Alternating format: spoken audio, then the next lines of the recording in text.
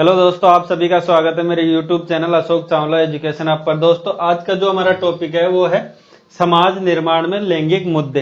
यानी जो समाज का निर्माण किया जाता है उसमें कौन कौन से लैंगिक मुद्दे यानी लिंग से संबंधित मुद्दे कौन कौन से जो समाज को प्रभावित करते हैं उनको आज हम डिटेल से जानेंगे। पहली बात तो दोस्तों ये है कि जो लैंगिक मुद्दे हैं ना, वो लैंगिक मुद्दों से यही मतलब है कि लैंगिक का मतलब ये लिंग से संबंधित जो भेदभाव होते आ रहे हैं ना, उनके कारण समाज में क्या प्रभाव पड़ रहा है, यानी समाज के निर्माण में इनकी क्या भूमिका है। मतलब लिंग का ऐसा कौन सा रूप है जिसके कारण समाज के निर्माण में प्रॉब्लम आ रही है। तो दोस्तों, लिंग भेद यही नहीं होता कि एक स्त्री हो या एक पुरुष हो, इनका जो स्वरूप है ना वो ही एक लिंग भेद नहीं होता। लिंग भेद वो नहीं होता। लिंग भेद में परिवर्तन देखिए ये होता है कि लिंग भेद के अंतर्गत जो भी रूढ़िवादी या फिर और भी कोई पूर्वाग्रह है, उनके कारण जो भेदभाव किए जाते हैं ना, उनके कारण समाज में उनके समाज की जो उन्नति है या फिर समाज का जो निर्माण होता है उसमें दिक्कतें आती है ना, उसमें दिक्कत है लैंगिक समस्या की। तो दोस्तों, इसमें ये 3 टॉपिक हैं जिसके कारण आपको ये डिटेल से समझ में आ ही जाएगा कि समाज का निर्माण होता है उसमें जो लैंगिक मुद्दे हैं वो किस प्रकार प्रभावित करते हैं। तो पहला है लिंग के आधार पर श्रम का विभाजन।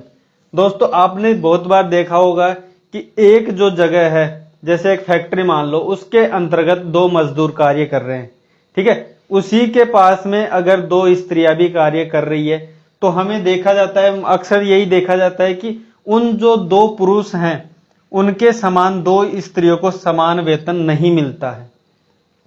वो इसलिए नहीं मिलता क्योंकि लोगों की सोच इस बात पे डिपेंड करती है कि महिलाएं होती है ना, वो क्या है कि थोड़ी कमजोर होती है और पुरुष कठोर होते हैं, यानी बलशील होते हैं या बलशाली होते हैं, ठीक है। तो ये एक मान्यता है जो कि रूढ़िवादी कहलाती है। ऐसा नहीं है।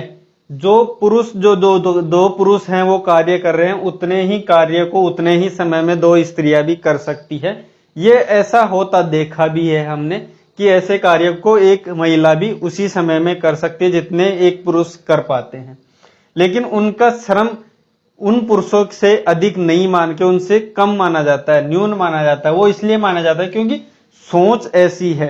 किसके कारण? लैंगिक मुद्दे के कारण, यानी लैंगिक भिन्नता के कारण। क्योंकि स्टार्टिंग से ही महिलाओं को कमजोर माना गया है, एक तरीके से उनको कहते हैं ना अबला नारी।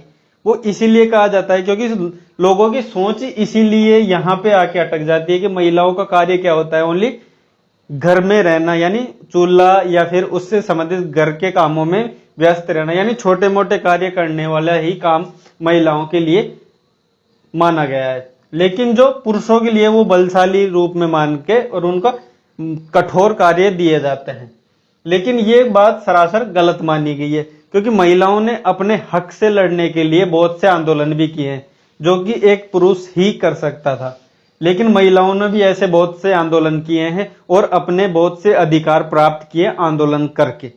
तो दोस्तों, महिलाएं पुरुषों से किसी मामले में कम ना हो कि उनके बराबर है, लेकिन जो लैंगिक भिन्नता की जाती है उसके कारण हमारे समाज में बहुत से प्रभाव पड़ते हैं।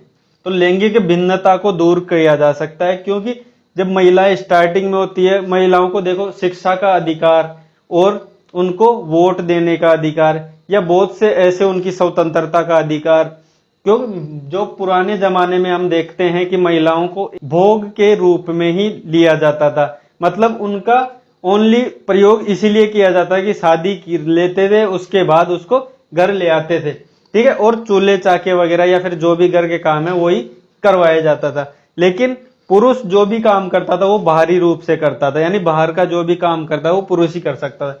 लेकिन आज हमने देखते हैं, आज के जो जमाने में हमने देखा आधुनिक युग में कि महिलाओं भी पुरुषों से कदम मिला के चल रही है। देखो दोस्तों, इसके अंतर्गत हम देखते हैं जो दूसरा टॉपिक है पूर्वाग्रह और रूढ़िवादिता के कारण। दोस्तों, आज हमने देखे हैं कि पूर्वाग्रह, पूर्व में जो सोची हुई बातें होती हैं, जैसे कि महिलाएं कुछ नहीं कर सकती, ठीक है, महिला घर में रहकर ही काम कर सकती है, वो बाहरी कार्य नहीं कर सकती। ऐसी रूढ़िवादिता होती है कि महिलाएं ओनली घर का कार्य करने के लिए ही बनी है, वो बाहर कुछ नहीं कर सकती।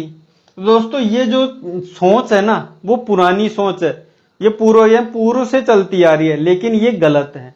महिलाएं आज की तौर पे हम देखते हैं कि महिलाएं जैसे कि शिक्षा के क्षेत्र में वैसे महिलाओं ने बहुत से आंदोलन भी किए हैं और उनका सपोर्ट से आज वो अच्छी तरक्की भी कर रही हैं। लेकिन फिर भी आज का जो प्रधान देश है वो पुरुष प्रधान ही माना जाता है। यानी जो आज का समाज है ना वो भी पुरुष प्रधान ही माना गया है, चाहे महिलाओं ने कितनी ही तरक्की कर ली हो, क्योंकि आंतरिक जो सोच है ना वो अभी तक बदली नहीं है लोगों की। जो महिलाएं जो आंदोलन करके अपने लिए जो एक स्थान प्राप्त करना चाहती थी वो स्थान अभी तक वो प्राप्त नहीं कर पाई है। दोस्तों हमने देखा है कई बार, जैसे कई एग्जाम होते हैं, कई परीक्षाओं के परिणाम आते हैं, उसके अंतर्गत पुरुषों से अधिक महिलाओं का भी स्कोर हमने देखा है। यानी पुरुषों के साथ के रहने के अधिक से अधिक वो उनसे ज्यादा स्कोर भी प्राप्त कर रही है।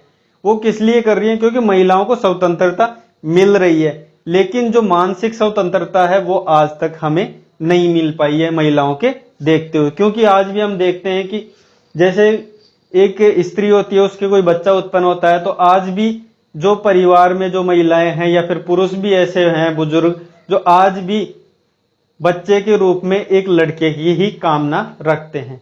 तो दोस्तों ये है जो लिंग के भेद, जिसके कारण समाज में बहुत सी कुरीतियां फैलने का नाम ही नहीं, उसको रुकावट भी नहीं मिल रही है। दोस्तों इसके बाद देखते हैं विद्यालय में लैंगिक भेदभाव। दोस्तों एक शिक्षक होता है ना, इन चीजों को रोक सकता है, यानी कुछ हद तक वो अपने प्रयास के, क्योंकि जो बच्चा होता है वही बाद में बड़ा होता है।